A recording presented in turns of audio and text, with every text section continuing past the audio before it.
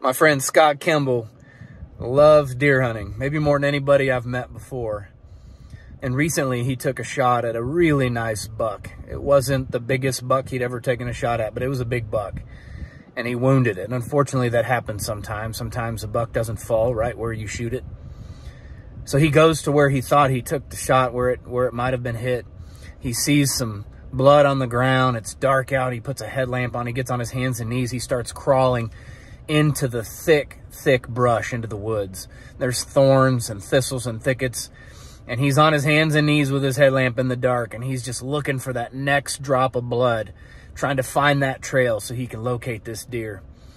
And while he was doing that, he heard a voice in his head. It was kind of like his own thoughts that said, "Seek me like you're seeking that blood trail."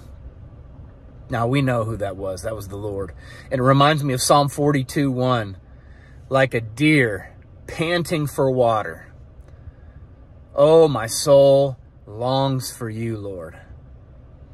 Now, this isn't a picture of a deer that's just casually strolling through the woods looking for a drink of water. This is a picture of a deer that has been chased by a predator, that's out of breath, that is dehydrated. Its tongue is sticking to the roof of its mouth. It's desperate for a sip of water. It's desperate to get some moisture in its mouth. It's longing for it.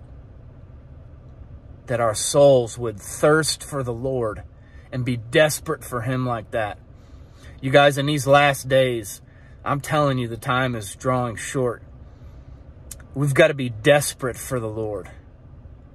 We can't be casually walking along, spending time with him here, spending time with him there. We need to be desperate on our hands and knees because it's dark out.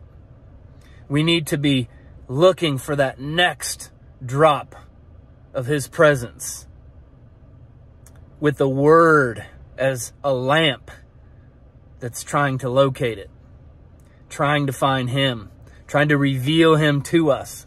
We need to be utterly desperate for the Lord. And that's my challenge for you this week. You guys, we cannot be lukewarm. We've got to be spending time with him. You've heard the saying, if you were arrested for being a Christian, would you be found guilty in a court of law?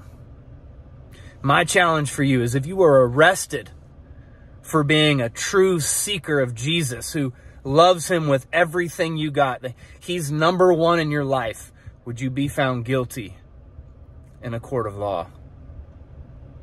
Or would you be let off because your walk with him is just casual?